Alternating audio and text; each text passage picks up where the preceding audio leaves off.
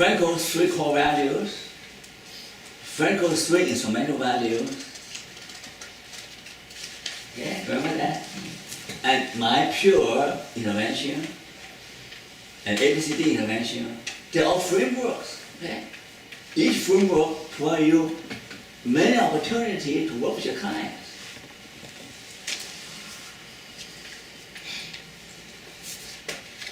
Okay, I think I have two more principles. I have to skip because time is. There's so much I'll skip. So much respect. See, I'm sorry I can't cover that.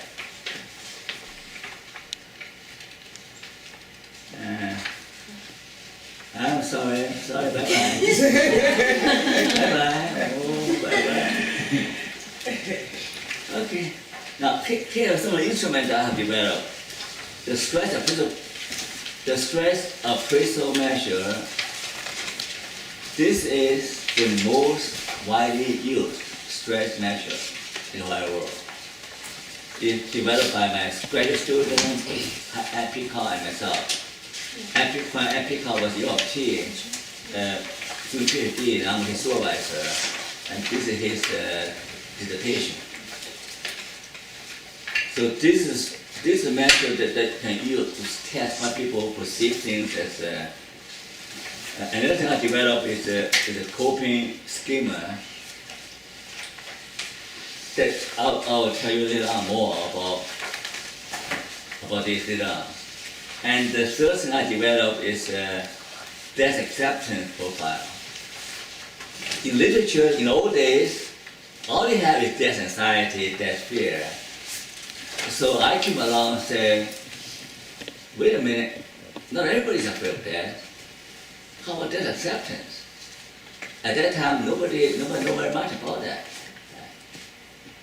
So I studied that. I discovered that there are three types of death acceptance. One type is what? One type is to accept death as the natural life cycle, okay? The natural acceptance. The second part of death acceptance is that, I have an afterlife. See, I have future life. So that is the spiritual notion, the approach acceptance. The third kind of acceptance is that death is better than life. I'm suffering immensely, help me to die. So the three kind of very different acceptance. So nurses now working with in the hospice often use my scale to identify different kind of death, different attitude towards death.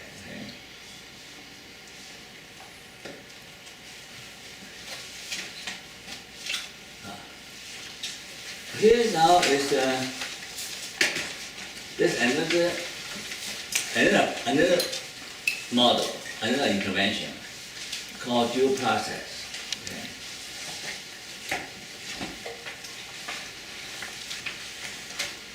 For your pain, what do you want to do? You want to avoid pain, right?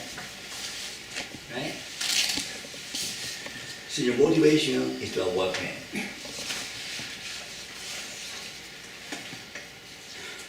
Another possibility is that you want to avoid something, you want to approach a positive motivation to embrace pain, to tolerate pain, still and live fully. Okay? Like I'm walking with pain, right? I did not avoid pain, right? If I avoid pain, I'll walk. Then I'm stuck, right? Or I have a knee replacement. Yeah, I'm afraid to do it right now, right? Because it might even get worse. So I deal with my pain, right? He's afraid of me, even I'm limping. Here's the idea. In cell therapy, the research shows the motive of avoiding pain is less effective than the motive of approaching something positive. The motive of approaching something positive has more motivating force than avoidance. Okay? So your therapy just focus on reducing pain, that's fine, but it's less powerful. But your therapist says, okay, I can give you skill, technique to reduce your pain, but I can do better. I can teach you how to relate to pain, to continue to approach, to seek your life goal, and learn how to live with your pain. This is more powerful, right? You'll be able to live a full life, doing what you love to do, while limping with a painful knee. That's better than trying to avoid pain. Because you process, right? So on one hand, you try to help person manage the pain. On the other hand, I will teach you how to relate to your pain and pursue something make you excited about. Do you understand the principle? That's why when I see a client, I say, let me tell you what I can do for you. You want to remove your anxiety? Yeah, I'll tell you. But I'll tell you how I do it. I will not only help you to manage your symptoms, but I like to work with you to be your best self, to develop potential, to live your ideal life. Wow, that opened their eyes. Wow, I can still do that? Sure, I can still do that. So I get hope, right? That they can still live a full life in spite of the pain. The pain is not the end of life. The life is much bigger than pain, right? Oh, now I'm sitting down now, avoiding my pain. I'm avoiding my pain. Okay, what time we have? Oh, this is fun. Tragic optimism, okay?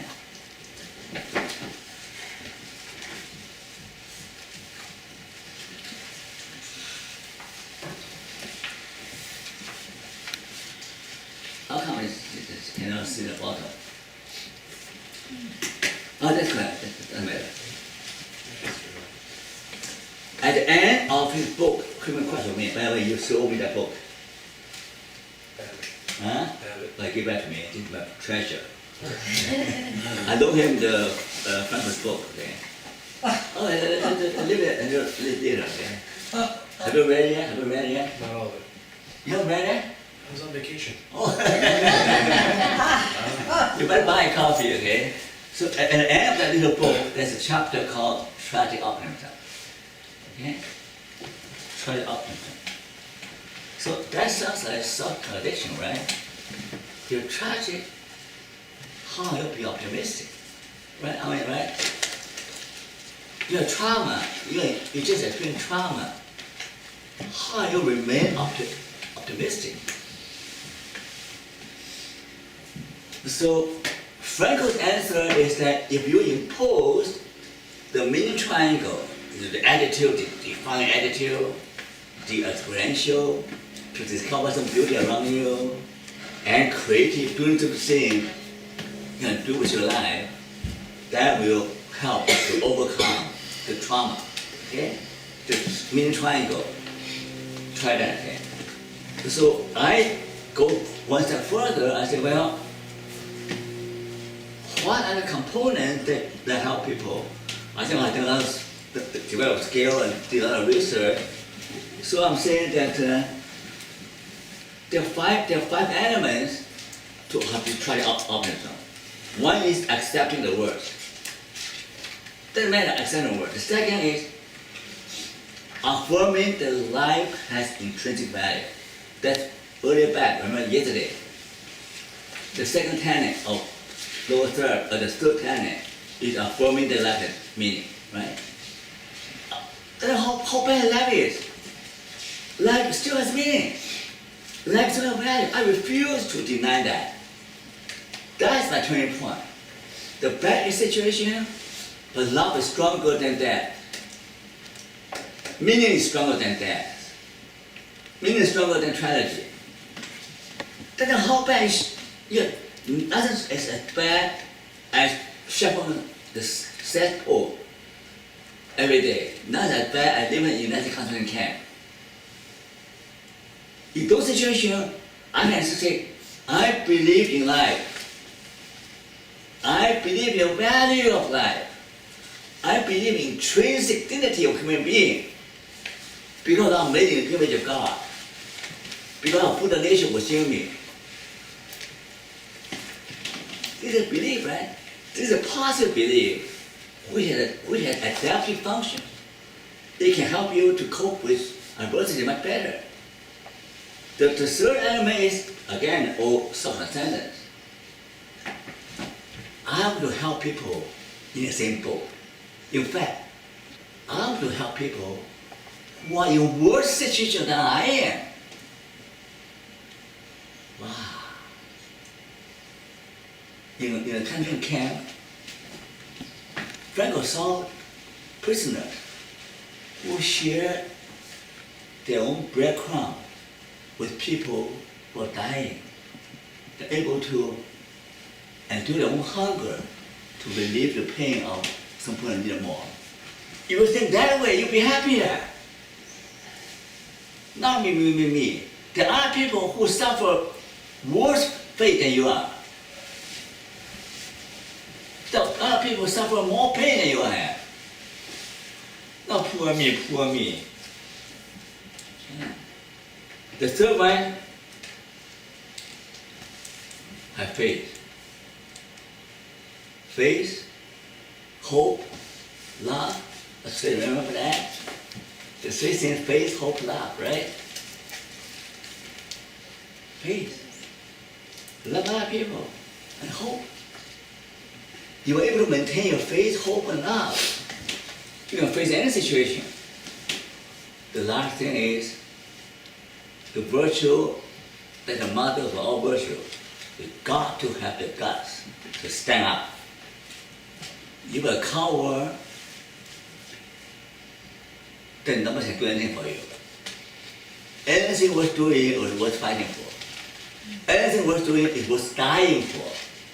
If you haven't found anything worth dying for, you haven't found your dream, haven't found your value. So when you find something worth dying for, you know that your dreaming, your dream, your integrity is more important than that. You know why I said it's so powerful, you know why? You know why they're winning all the time, you know why? Anybody know the answer? They found something worth dying for. They're not afraid of death. You match two armies together. One army not afraid of death, another army afraid of death. Which wins? The one who fears of death wins, of course. They're not of death. They're fearless. If we will find something that's worth dying for, then you'll be free from fear of death. That's why in the early century, so many Christian martyrs, that they rather die killed even by lying than denying their faith.